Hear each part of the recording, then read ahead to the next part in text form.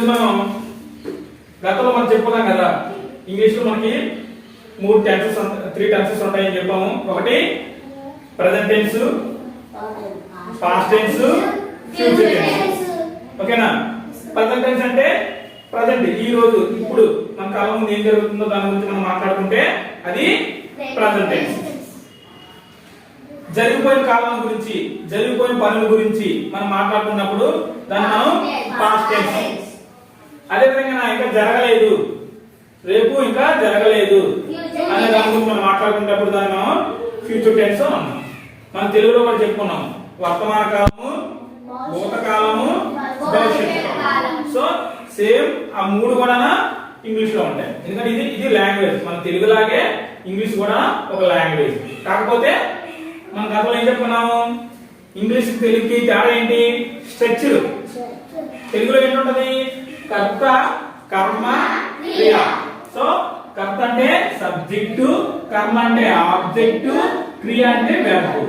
ఈ స్ట్రక్చర్ ఎలా ఉంది? SOP అని ఉంది. సో ఈ విధంగా మాట్లాడాలి మన తెలుగులో. మరి ఇంగ్లీష్ లోని అదే ఒక సెంటెన్స్ ని తెలుగులో చెప్పిన ఒక సెంటెన్స్ ని ఇంగ్లీష్ లోకి ట్రాన్స్లేట్ చేయాలంటే సో ఈ ఆర్డర్ పనికిరాదు.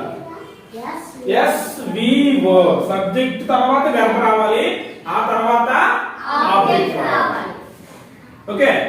సో తెలుగుకి ఇంగ్లీష్ కి ఈ యొక్క డిఫరెన్స్ ఉండడం వల్ల లిటిల్ బిట్ కన్ఫ్యూజన్ ఉంటుంది అన్నమాట లాంగ్వేజ్ నేర్చుకోవడం. ఓకేనా?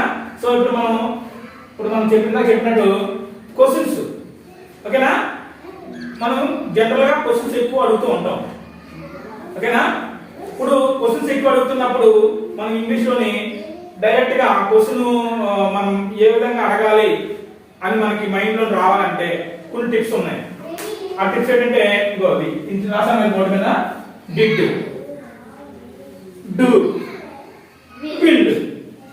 అంటే మీకు ఇందాక చెప్పినట్టు మూడు కాలాలు ఉన్నాయి కదా, 3 టెన్సెస్ ఉన్నాయి కదా. ఆ 3 టెన్సెస్ లోని నువ్వు అడిగే క్వశ్చన్ ఏ టెన్స్ చెందుతుంది అనేది మైండ్ లో ఉంచుకోగలిగితే, జరిగిపోయిన దాని నుంచి అడుగుతున్నావా, ఇంకా జరగబోయిన దాని నుంచి అడుగుతున్నావా, ఇప్పుడు జరుగుతున్న దాని నుంచి నువ్వు ప్రశ్న వేస్తున్నావా అనే దాన్ని బట్టి మన యొక్క సెంటెన్స్ ఫ్రేమ్ అనేది ఉంటుంది. ఫర్ సపోజ్ గతంలో జరిగిపోయిన దాని నుంచి అడిగాం అనుకోండి, డిడ్ తో స్టార్ట్ అవ్వాలి. ఇంకా జరగలేదు దాని గురించి జవాబు క్వశ్చన్ అడగాలనుకోండి, విల్ తో స్టార్ట్ అవ్వాలి. మీరు రేపు సినిమాకి వెళ్తారా? జరిగిందా, జరగలేదా? జరగలేదు. సో దీంతో స్టార్ట్ అవ్వాలి, విల్ తో స్టార్ట్ అవ్వాలి. కాబట్టి విల్ యు సబ్మిట్ అయిపోయింది. వెళ్తారా అంటే will you go to movie. Will you go to movie. మీరు రేపు సినిమాకి వెళ్తారా? ఓకే. మీరు నిన్న సినిమాకి వెళ్ళారా? నిన్న సినిమాకి వెళ్ళారా అంటే జరిగిపోయింది. సో అప్పుడు ఏంటి రావాలి? విల్ వస్తుందా? డిడ్ తో స్టార్ట్ అవ్వాలి. అంతే, same sentence, subject, verb, object. కానీ ఇక్కడ మారింది ఏంటి? Did, will. ఫ్యూచర్ టెన్స్ కి ఏమో విల్స్ తో స్టార్ట్ అవుతుంది, పాస్ట్ టెన్స్ కి ఏమో డిడ్. ఓకేనా? ఇప్పుడు సినిమాకి వెళ్తారా? ఇప్పుడు మీరు సినిమాకి వెళ్తారా లేదా అని అడుగుతున్నాను. ఓకేనా? అప్పుడు ఏంటంటాం? Do you go to movie? Do you go to movie అంటే అక్కడ క్వశ్చనింగ్ అడిగిన బట్టి అది ఇప్పుడు జరుగుతుందా, జరగబోతుందా, జరిగిపోయిందా అనేది మనకి తెలిసిపోతూ ఉంటుంది. సో ఇప్పుడు మీ మైండ్ లో ఏదైతే క్వశ్చన్స్ ఉన్నాయో ఆ క్వశ్చన్స్ కొన్ని అడగండి, అది ఏ టెన్స్ లో ఉంది.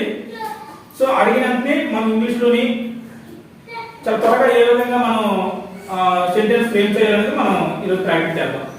అడగండి. ఓకే, నువ్వు హోంవర్క్ చేసావా? జనరల్ గా మనం అడిగే క్వశ్చన్స్. నేను జరిగిపోయిన పని అది జరిగిందా లేదా అడుగుతున్నాం. సో అప్పుడు ఏ టెన్స్ అనేది మన మైండ్ లోకి వస్తుంది? ఏ టెన్స్? Present tense. నిన్న జరిగిపోయింది ప్రెజెంట్ టెన్స్ కాదు, నిన్న జరిగిపోయిన కాలాన్ని పాస్ట్ టెన్స్ అన్నాము. పాస్ట్ టెన్స్ లోని మనకి క్వశ్చన్ అడిగేటప్పుడు మైండ్ లో ఉంచుకోవాల్సింది స్టార్టింగ్ డిడ్. క్వశ్చన్ ముందే డిడ్ అంతే. ఓకే? డిడ్ యు తర్వాత సబ్జెక్ట్, వెర్బ్, ఆబ్జెక్ట్ లో మనం సెంటెన్స్ మార్చుకోవాలి కదా. డిడ్ యు అనేటప్పటికి సబ్జెక్ట్ అయిపోయింది. డిడ్ యు తర్వాత ఏం రావాలి? వెర్బ్ రావాలి. వెర్బ్ అంటే ఏంటి? పూర్తి చేసామా అంటే ఏంటి? Complete. Did you complete the homework? Did you complete the homework? Yes, sir. అర్థమవుతుందా? Yes, sir. ఓకే, గతంలో జరిగిపోయింది అనే దాన్ని మన మైండ్ లో ఉంచుకుంటే డిడ్ తో స్టార్ట్ అవ్వాలి. Okay, next question. నిన్న నువ్వు స్కూల్కి ఎందుకు రాలేదు? ఏమడిగాడు? నిన్న నువ్వు స్కూల్కి ఎందుకు రాలేదు? ఇక్కడ వచ్చావు అన్నది రాలేదు. జరిగింది అంటే పాజిటివ్, జరగలేదంటే నెగిటివ్. జరిగింది అంటే పాజిటివ్, జరగలేదంటే నెగిటివ్. నెగిటివ్ సెంటెన్స్ కి నాట్ చేస్తే సరిపోద్ది. డిడ్ కి నాట్ చెప్తే అది నెగిటివ్ సెంటెన్స్ అవుతుంది. ఎందుకు రాలేదు? మనం ఎందుకు డైరెక్ట్ గా డిడ్ నాట్ డిడ్ తో స్టార్ట్ అవుతుంది. ఇక్కడ ఎందుకు, ఏమిటి, ఎలా అనేది మనం అడిగేటప్పుడు కంపల్సరీగా డిడ్ కి ముందు ఇవి చేర్చాలి. సరే, ఇంగ్లీష్ లో మనం ఎందుకు అనే సెంటెన్స్ మనం ఏం చెప్తాము? వై. ఎందుకు, వై అంటే ఎందుకు. ఇప్పుడు ఏంటంటే వై డిడ్ రావాలా, వై డిడ్ నాట్ రావాలా? వై డిడ్ నాట్ సబ్మిట్ అయిపోయింది. Why did not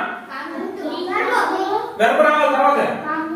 come to school yesterday. Why did it come to school yesterday? ఎందుకు స్కూల్ కి రాలేదు? అర్థమవుతుందా? సింపుల్ గానా అది. అంటే వితౌట్ గ్రామర్. మిగతా మీరు 6th 7th 8th 9th అక్కడికి వెళ్ళేటప్పటికి మీకు టెన్సెస్ క్లియర్ గా చెప్తారు. ఓకేనా? నెక్స్ట్, నువ్వు నిన్న వైజాగ్ వెళ్ళావా? వైజాగ్ వెళ్ళావా? జనరల్ అడుగుతాం, నన్ను ఊరు వెళ్ళావా లేదా అడుగుతాం కదా. సో అలాగా నువ్వు వైజాగ్ వెళ్ళావా లేదా అడుగుతాం. సో జరిగిపోయిన కాలం దేంతో స్టార్ట్ అవ్వాలి? డిడ్ తో. చెప్పండి రా. జరిగిపోయిన కాలం దేంతో స్టార్ట్ అవ్వాలి?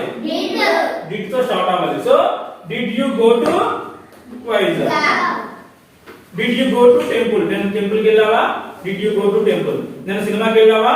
Did you go to movie? ఇంకా నేను చేసావా? నేను తిన్నావా?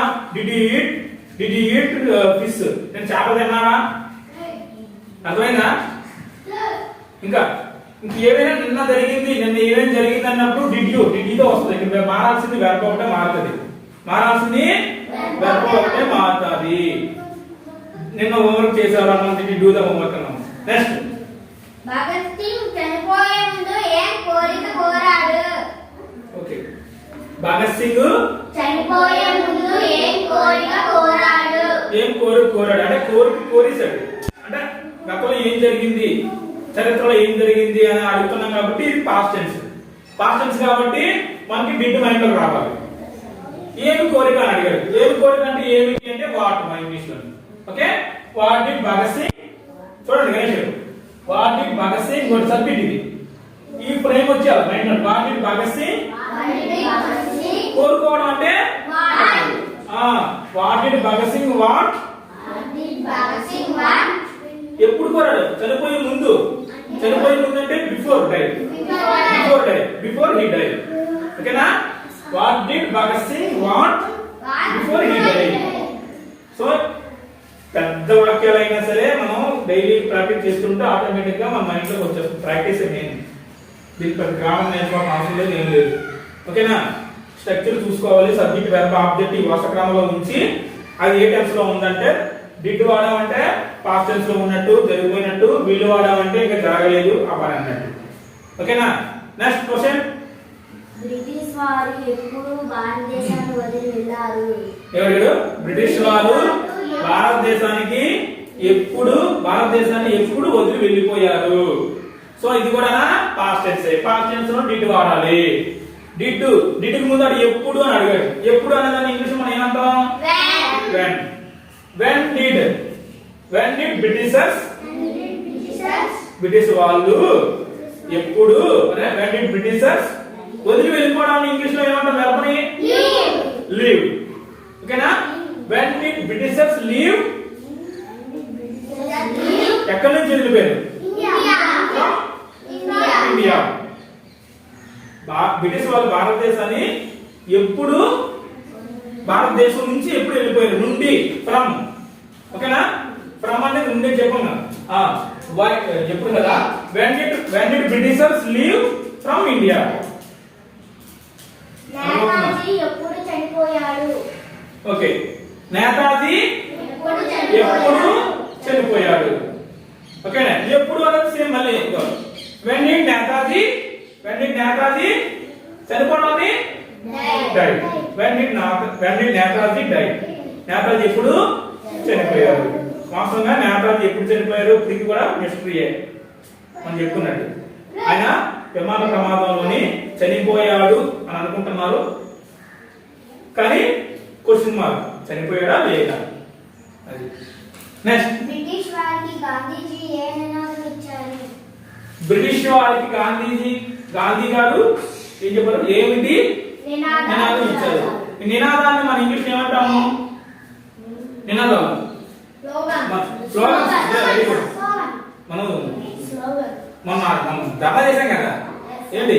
పచ్చదనం, అదే పచ్చని చెట్లు ప్రగతికి మెట్లు, ఓకేనా? పాలమూత విసర్జన బయట చేయరాదు, ఓకేనా?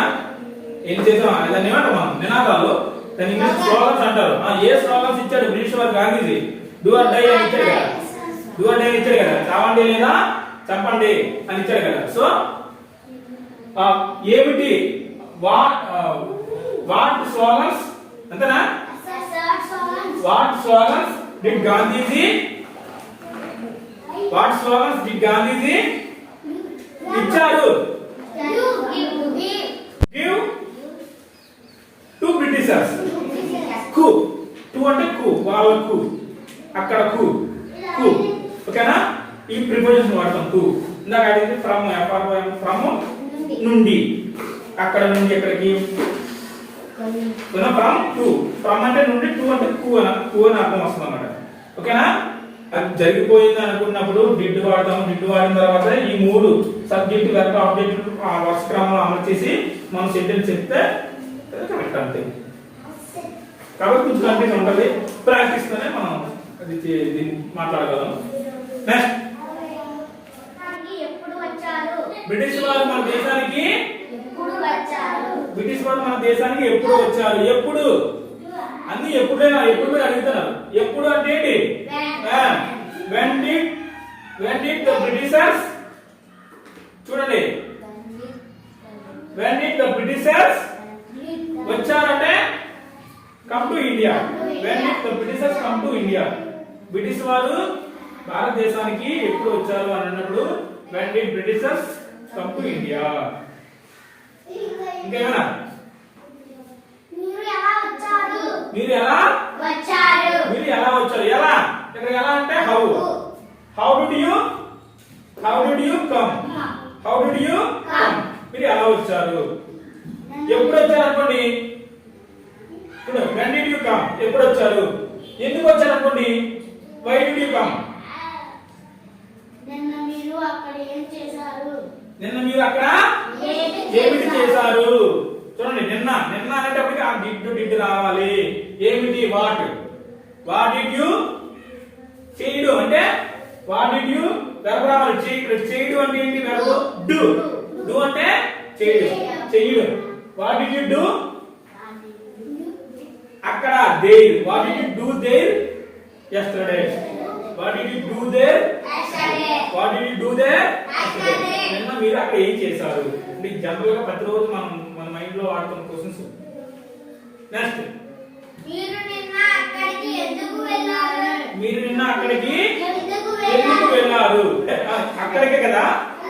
why did you go there yesterday? నిన్న అక్కడ ఎందుకు వెళ్ళారు?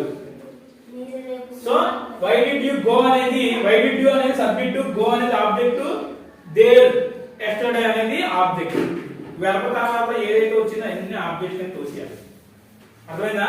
వెర్బ్ ముందు సబ్జెక్ట్, వెర్బ్ తర్వాత ఆబ్జెక్ట్, మధ్యలో వెర్బ్ ఉండాలి, ఓకేనా? అది జరిగింది అంటే డిడ్ తో వాడాలి, ఇంకా జరగలేదు అంటే విల్ తో వాడాలి క్వశ్చన్, ఓకేనా? కమన్. నెక్స్ట్, ఇప్పుడు విల్లా. ఓకే, మీరు రేపు సినిమాకి వెళ్తారా? వెళ్ళారా అంటే did you go to movie? వెళ్ళారా లేదు, వెళ్ళారా అనేది. వెళ్తారా ఇంకా రేపు జరగలేదు. ఇప్పుడు will you go to movie tomorrow? రేపు will you go to movie. Next, మీరు రేపు ఎక్కడికి వెళ్తారు? వెళ్తారు ఇంకా వెళ్ళలేదు. సో ఎక్కడికి అంటే ఏంటి? వేర్. యూ అంటావా వేర్ విల్ యూ అంటావా వేర్ విల్ యూ ఎక్కడికి వెళ్ళారంటే వేర్ డిడ్ యూ ఎక్కడికి వెళ్తారు ఇంకా వెళ్ళలేదు where will you go where will you go yesterday కాదు టుమారో మీరు రేపు స్కూల్కి వస్తారా వెరీ గుడ్ మీరు రేపు స్కూల్కి వస్తారా విల్ యూ చెప్పండి విల్ యూ వస్తారంటే గో టు అంటే వెళ్ళడం will you come to school tomorrow sir will you come to school tomorrow will you come to school రేపు వస్తారా రారా అడుగుతాం కదా will you come to school tomorrow వస్తారా రారా అది క్వశ్చన్ ఎస్ నెక్స్ట్ మీరు డైలీ అంటే ప్రతిరోజు జరిగే పనుల్ని కొన్ని మనం సింపుల్ ప్రెజెంట్ టెన్స్ లో చెప్పాలన్నప్పుడు ఆ క్వశ్చన్ కూడా సింపుల్ ప్రెజెంట్ టెన్స్ లోనే అడగాలి అర్థమైందా సో ఇప్పుడు నేను అనేది ఏంటి మీకు దేవుడు నమ్ముతారా అంటే ఇష్టమా కాదండి ఇష్టం అంటే నమ్మునట్టు కదా ఇష్టం లేదంటే ఇక్కడ same do you like sweets లాగే డూ యూ లైక్ గాడ్ మీకు దేవుడు అంటే ఇష్టమేనా లేదంటే నమ్మడం అంటే బిలీవ్ ఓకేనా డూ యూ బిలీవ్ గాడ్ అది ఒక డిడ్ యూ బిలీవ్ గాడ్ అని అనుకోండి ఇప్పుడు నమ్మలేదు గతంలో నమ్మారా మీరు దేవుడిని నమ్మారా ఇప్పుడు వీళ్ళ గురించి దేవుడి గురించి దెయ్యాల గురించి ఓకేనా సింపుల్ ప్రెజెంట్ టెన్స్ లో వాడాలన్నమాట సో అది డిడ్ తో కానీ విల్ తో కానీ వాడకూడదు డూ యూ లైక్ స్వీట్స్ ఓకేనా డూ యూ లైక్ కాఫీ ఇవన్నీ కూడా సింపుల్ ప్రెజెంట్ టెన్స్ లో వాడాలి నెక్స్ట్ మీరు రేపు గుడికి వెళ్తారా will you go to temple మీరు రేపు ఇక్కడ కలుస్తారా మీరు రేపు ఇక్కడ కలుస్తారా will you meet here yesterday కాదు tomorrow will you meet here tomorrow మీరు రేపు ఆ మీటింగ్ కు హాజరవుతారా అంటే వెళ్తారా will you attend the meeting tomorrow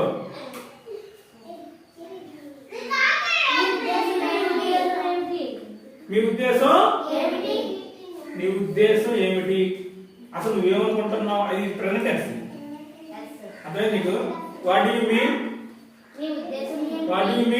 నాకు మనం చెప్పాం కదా ఆర్డర్ చేయండి కనస పెట్టడం మరి so what do you mean మీరు ఇంగ్లీష్ మాట్లాడతారా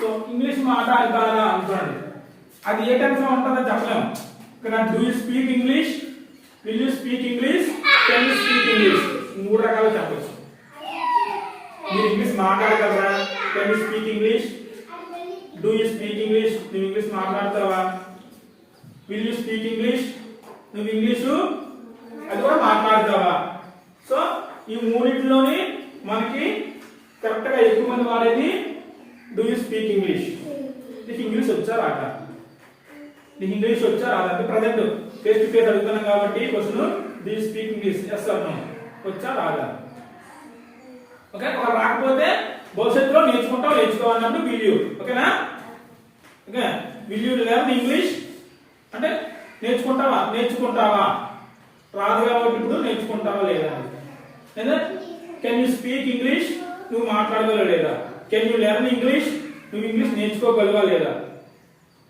ఇక్కడ కెన్ అంటే నువ్వు చెయ్యగలవా లేదా అడిగినప్పుడు చేస్తావా లేదా అన్న వేరు ఏదో వర్క్ ఉందే నువ్వు చేస్తావా లేదా నువ్వు చెయ్యగలవా లేదా అనుమానం చెయ్యగలవా అసలు ముందు నీకు బతకవాలంటే నువ్వు చేస్తావా లేదా అని పక్కన పెట్టి చెయ్యగలవా లేదా తెలియాలి కదా సో సామర్థ్యం అంటే ఎబిలిటీ చెయ్యగలవా లేదా అన్నప్పుడు మనం కెన్ వాడతాం నెక్స్ట్ నీకు కారు ఉందా సిగరెట్ గైస్ నీకు కారు ఉందా do you have a car నీకు కార్ ఉందా లేదా డూ యు హ్యావ్ కార్ నీకు డూ యు హ్యావ్ నెక్లెస్ నీకు నెక్లెస్ ఉందా okay do you have apartment నీకు ఒక అపార్ట్మెంట్ ఉందా లేదా yes or no క్వశ్చన్ చేయండి మీకు ఎలా తెలుసు how do you know మీకు ఎలా తెలుసు అది కదా అది పట్టింపు లేదు అది క్వశ్చన్ కాదు కదా ఇట్ డస్ నాట్ మ్యాటర్. అది మామూలు సెంటెన్స్.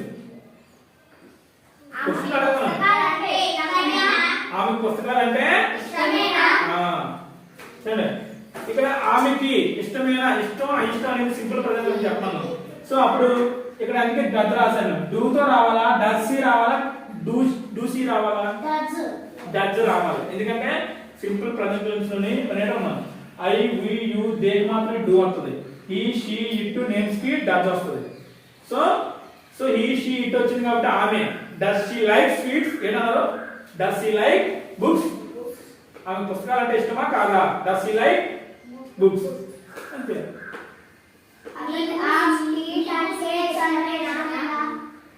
అంతే same. Do you like sweets, do you like books, do you like sweets.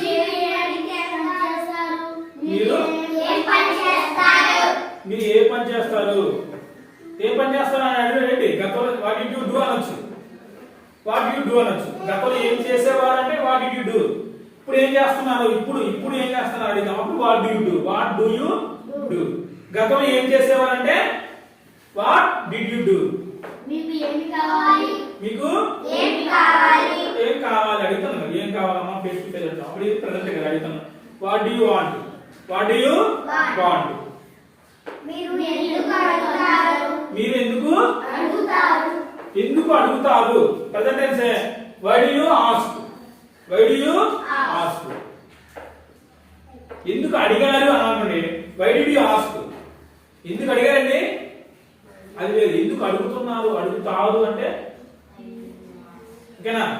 Why do you ask.